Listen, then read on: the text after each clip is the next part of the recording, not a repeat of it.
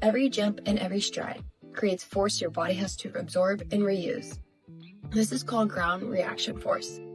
And this is the one the ground pushes back on the foot when it hits a strike. And this exists because of Newton's third law of motion. For every action, there's an opposite and equal reaction. So let's look at a runner.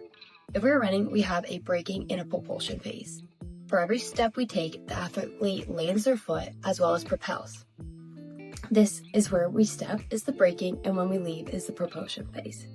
And this time we have for the transition of braking to propulsion is what we call contact time. We like to reduce the contact time because this will allow us to know how fast an athlete is running. In basketball, every jump, cut, and landing all has to do with telling us how the athlete interacts with the ground. When a player loads, the ground pushes back and they absorb the force matter. A few key things we can look at is loading rate, peak landing force, as well as the right and left symmetry.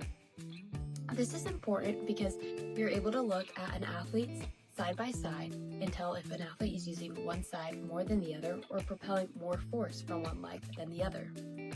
If force is coming too fast, or if one side is consistently taking more load than the other, this can put stress on the knee and ankle joints, and this will limit performance over time.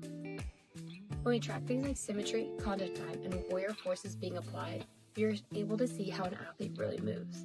And over time, we are able to track where efficiency is being lost, where stress is building up, and what we can do in order to make an athlete faster. This is ground reaction force, and this plays a key factor to how we can improve one's athlete performance or reduce injury risk.